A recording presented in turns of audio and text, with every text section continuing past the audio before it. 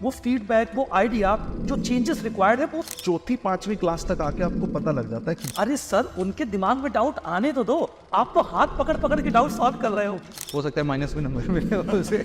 मैं मेंटोर्स से बात करता रहता हूँ, मेरी आदत है, मेरी मेंटोर्स के साथ बड़ा अच्छा मेरा मतलब एक बिल्डअप है। मैं जब भी जाता हूँ उनसे मिलता हूँ और एक फंडामेंटल ऑब्जेक्टिव ये होता है कि स्टूडेंट क्या सोच रहा है, उसका क्या लेवल है, क्योंकि वो लगातार मेंटोर से कम्युनिकेट करता है तो वो वहां से पता चलता है, वो फीडबैक, वो आइडिया, जो चेंजेस रिक्वायर्ड है वो मेंटोर से पता चलता है, बिकॉज दैट डायरेक्टली कनेक्टेड। वो एक लिंकिंग पॉइंट है हमारे और एस्पिरेंट्स के बीच में। ये समझ में आया कि जैसे जब मैं अगली क्लास में गया मेडवेल के, तो उनके क्वेश्चन के पूछने का लेवल अप था। जी हाँ, in comparison to the last class that was up.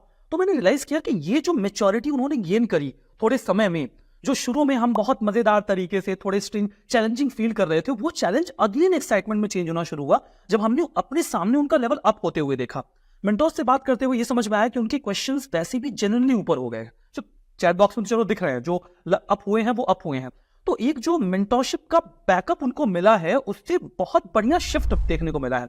Mentorship का लेवल बड़ा बेहतरीन है सर। मैं आपको ये बता रहा हूँ कि एक मेंटोर से मैं बात कर रहा था, बड़ा कॉमिक सा वो भी इंसिडेंट है। तो वो बता रहे थे कि सर हमारा क्या है कि बच्चे ने वो फॉर्म फिल कर दिया, जब उन्होंने फॉर्म फिल कर दिया तो हमने उनको कॉल किया, कम्युनिकेट करके उनके आपने क्लास में डाउट रिजॉल्व कर दिया, हमने उनको कॉल करके कम्युनिकेट करके उनके सारे डाउट्स रिजॉल्व कर दिए। उसके बाद फिर क्या होता है, कई जूम सेशंस वगैरह भी ले लेते हैं, जूम सेशंस हुए, उन जूम सेशंस में भी वो बच्चे कनेक्ट करते हैं, उनसे सारे डाउट सॉल्व हो गए। तो जो उनके मतलब मेंटरशिप टीम के हेड थे वो उनसे क्या कह रहे हैं कि अभी तो तुम्हारा यहाँ बैठने का 1.5 घंटा रह गया है, तो तुम ऐसा कर एक एक करके सारे बच्चों को कॉल कर लो। तो वो मुझको बता रहे थे, जो मेंटोर थे जिनसे मैं बात कर रहा था, बोले कि अरे सर उनके दिमाग में डाउट आने तो दो, आप तो हाथ पकड़ पकड़ के डाउट सॉल्व कर रहे हो। तो मुझे रियलाइज हुआ कि मेंटोरशिप हमेशा मिथ हुआ करता था यूपीएससी प्रिपरेशन में, बिल्कुल it was always a myth. लेकिन इसका जो रियलाइजेशन यहाँ हुआ है इवन इन दिस प्रारंभ बैच, और उसने जो लेवल अप किया है स्टूडेंट्स का, वो हमने अपने सामने ड्यूरिंग द कोर्स देखा है, वो देखा है। इसी में ना सर एक बहुत ही एड ऑन पॉइंट मुझे भी इसमें लगा कि एकेडमिक टीम का यहाँ पर एक और जिक्र करना चाहूंगा मैं जी। उन्होंने जिस हिसाब से बच्चों के क्लास नोट्स देना स्टार्ट किए, फिर ना अब एनसीईआरटी का पहाड़ देखा है आपने सर? बिल्कुल सर, बिल्कुल ऐसे उठता ऐसे एनसीईआरटीज भी आ जाती हैं। हाँ सर, न्यू मेरे हिसाब से तमिलनाडु 50-55 किताबों का गट्ठल बन जाता है। बिल्कुल सही बात है। उन्होंने क्या किया है कि इस एनसीईआरटी बुक को समराइज करके, आप पॉलिटी पढ़ने जाएंगे तो सर 6th की, 7th की, 8th की, 9th की, 10th की ऐसे पढ़ते रहेंगे। उन्होंने एक किताब बनाया कि भाई पॉलिटी की लो पुड़िया, एक किताब है, इसको पढ़ो, पूरा पॉलिटी तुम्हारा एनसीईआरटी लेवल पर खत्म हो जाएगा।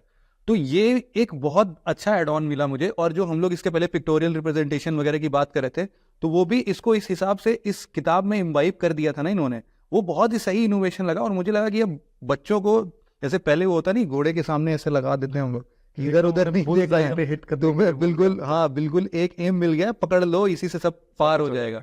तो ऐसी किताबें भी उनको बहुत ज्यादा हेल्पफुल नहीं है। सबसे बड़ा चैलेंज होता था सर ये पुराने जमाने में, जब आप देखोगे ना तब आपको लगेगा भी उसमें कि पहले मैं 6th की एनसीईआरटी पढ़ रहा हूँ, एक टॉपिक आता है, वही टॉपिक 9th में आता है, बिल्कुल, फिर मैं वापस 6th की पढ़ता हूँ। हाँ। तो जब हमने डिजाइन किया था, जब मैं पढ़ाने भी लगा था, तब हमने शुरू से यही मतलब इसको कॉम्पैक्ट कर दिया था कि सारी चीजों को हमने कंसोलिडेट कर दिया। एग्जैक्टली। तो वैसे ही उनको जब मटेरियल मिला ना, तो मैंने भी सर की बात से भी मैं सहमत हूँ कि चौथी पांचवी क्लास तक आके आपको पता लग जाता है कि बच्चे का लेवल अब बढ़ चुका है, अब वो तुम्हारे साथ रेजोनेट कर रहा है। Now go with the flow. पहले 3 दिन तुम्हें लगेगा, 4th 5th day he is very fine with you. That's what I have also realised. बिल्कुल सर, ये बिल्कुल जेन्युइन चीज है सर। इसमें जैसे एक मैं ये भी बताता हूँ कि एक और बढ़िया चीज जो समझ में आई ना, वो हमेशा आंसर राइटिंग को लेके थी। ये लोग, अब हम लोग क्या ही एक्सपेक्ट करेंगे, 12th क्लास का बच्चा आके यूपीएससी के आंसर लिख रहा है ना? सही बात, उसमें उतना नहीं जाता है, लेकिन फिर भी बच्चे आंसर्स लिख रहे हैं, अच्छे आंसर्स लिख रहे हैं, और इम्प्रूवमेंट भी क्लियरली विजिबल है। मतलब हम लोग अगर किसी एक स्टूडेंट की कॉपी का सीरीज निकाल के देखें ना, पहले क्या लिखा था, हो सकता है माइनस में नंबर मिले उसे लेकिन फिर उसने 0 पर आया, 1 पर आया, 2 पर आया, लेकिन आज के टाइम पर वो 4 नंबर 5 नंबर लेके आ रहा है, जो कि यूपीएससी स्टैंडर्ड में भी 50% के आसपास नंबर मिलते हैं। बिल्कुल सही। तो अब वो उस स्टैंडर्ड को मैच करने लगा है। सिमिलरली मैं हमेशा से इस चीज का ट्राई करता था अपने क्लासेस में कि बच्चे तो फुल ऑफ एक्साइटमेंट, सब कुछ है। यूजुअली क्लासेस में क्या होगा कि जब भी आप किसी को बोलने जाएंगे ना कि चलो अब तुम्हारे टेस्ट लेने का बारी आ गया, सब भागते हैं उससे। लेकिन हम लोग इतने फनी वे में पढ़ते थे उस चीज को। सुनीता वाला एग्जाम्पल से मैंने बताया, तो उसके बाद जब मैं पूछूंगा ना कि सुनीता समझ में आ गई, अब यूपीएससी समझाते हैं, यूपीएससी के क्वेश्चन उनके सामने लगाए, 90-95% बच्चों के सही आंसर आ रहे हैं। इतना सही कॉन्फिडेंस बिल्ड होता था उनका उनसे। वो एकदम ना एक्साइटमेंट में एकदम लदे हुए होते थे कि क्वेश्चन आ गया सर, बस अब लगाना है लगाना है लगाना है लगाना है, और सब सही करते थे। वो बहुत सही मोमेंट लगा मुझे अपने क्लास असली में। तो उसी के बाद ही पता लगता है हमें। जी। हम पढ़ा जाते हैं, बच्चे को समझ में कैसे आया, उसको इम्प्लीमेंट कहाँ करना है, उसका अप्लाइड पार्ट तो क्वेश्चन ही है। एंड इनफैक्ट मैं आपके आंसर राइटिंग वाली बात से भी बिल्कुल सहमत हूँ। कैसे शुरुआत में बच्चा चाहता है कि सर हमें PYQs तो होने लग रहे हैं हमसे, बिल्कुल। बट आंसर राइट करना सिखा दे हमें। तो मैंने उनको एक छोटा सा स्ट्रक्चर दिया।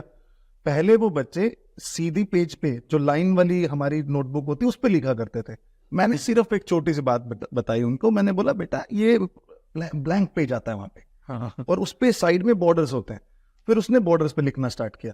फिर उसने मेरे टेलीग्राम चैनल पे जाके देखा कि सर ने खुद ने हाथ से लिखे हुए आंसर भी डाले, तो फिर वो उसको कॉपी करने लगा। देन आई रियलाइज्ड कि उसके आंसर का स्ट्रक्चर बनने लग गया।